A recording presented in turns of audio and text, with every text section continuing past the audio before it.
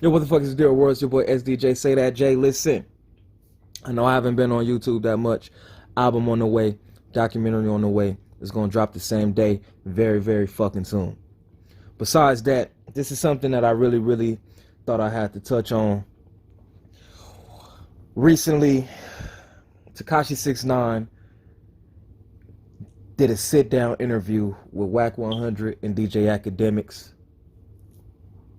Now, in this interview, Wack 100 and TEKASHI 6ix9ine discussed a lot. It was a two and a half hour interview where these guys discussed pretty much everything with TEKASHI 6ix9ine's situation as far as telling and whatnot and the street life.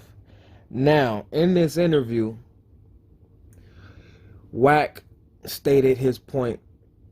He made his point very clear on how he felt about TEKASHI 6ix9ine. I personally know people that work for Wack 100, and I'm gonna say with me saying that, I'm gonna say this: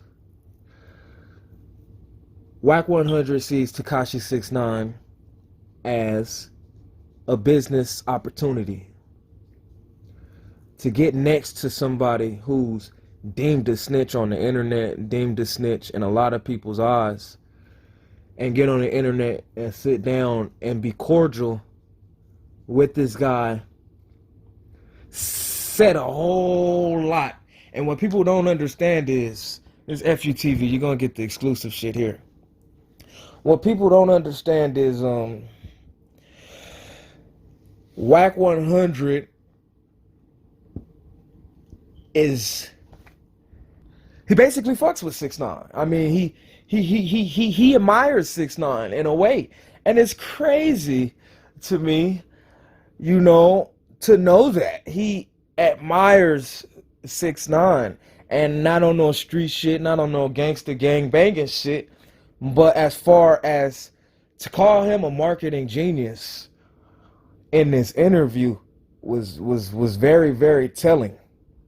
To call him a genius is to show admiration towards the individual, which, you know, he did. On top of that, though, Wack 100 clearly stated how he felt TEKASHI 6ix9ine wasn't a street individual. He wasn't a gangster. He was never from the hood. And what people gotta understand is gangbanging started on the West Coast.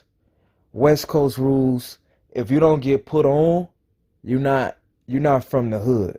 Put on means you gotta fight, whether it be one person, two people, three people, whether it be for 30 seconds, a minute, 2 minutes, unlimited. That's what you gotta do. And if you don't do that, like Wack 100 said in the interview, you gotta do something more extreme to be from a real reputable West Coast gang. I don't know how they do in other states, but that's how the West Coast gets down, you know. That was pretty much the gist of the conversation. TEKASHI 6ix9ine was basically trying to make every point, make every argument that he was in fact a gangster, and he used certain examples of taking care of your family and, you know, just basic responsibilities to say he was gangster, which, you know, everybody's opinions are like assholes. Everybody has one, you know. So with that being said,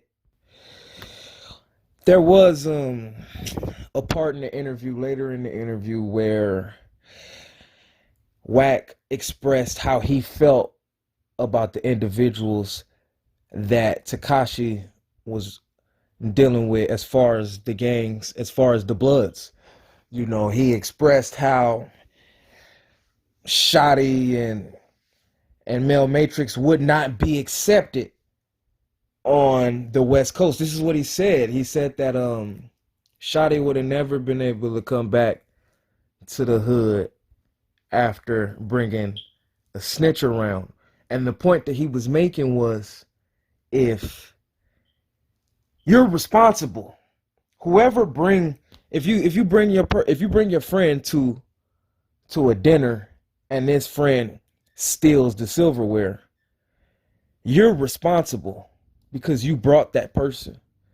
So Wack 100 was basically saying that Shotty and Mel Murda was responsible for everything that took place. Now, in this same conversation, he also said that Mel Matrix was only like reputable in his inner circle of bloods. Now, with that being said, Mel Matrix, which I played at the beginning of this video, came out and basically disrespected Wack 100, you know. And the reason I felt like I had to speak on this is because at the end of the day, Wack 100 sees TEKASHI 6ix9ine as a business opportunity.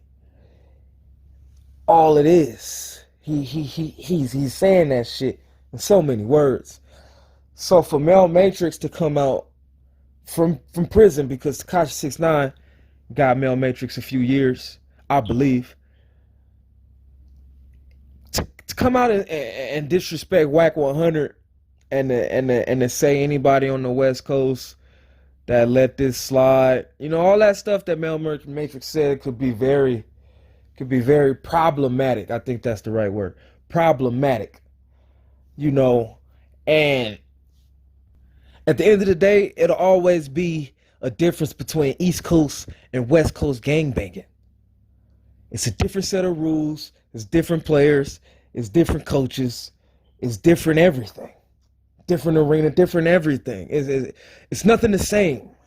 You know, so from the outside looking in, I can kind of see how people could look at Wack and say why he's doing business or trying to do business with a known informant. But in Wack's eyes, TEKASHI 6ix9ine never got put on the hood. and you know, that's a very good point. I have to say, my nigga, I fucks with Wack. I don't fuck with what Mel Matrix said. And at the end of the day, 6ix9ine never got put on the hood. He never got put on the hood. So if you let a motherfucker rep your flag for whatever the fucking bag amount was, it's kind of like that whole bringing your friend to the dinner party and him stealing the silverware situation analogy that I was talking about earlier. At a point, you know, you can't look at Wack 100 wrong for feeling like TEKASHI 6ix9ine never got put on 9 Trey Gangsta. But let me know what y'all think about that. I got a lot of shit coming. You know, I hope no East Coast, West Coast shit starts. But let me know what y'all think about that. Like, subscribe, all that shit. EFFYOUTV. I'm out this motherfucker.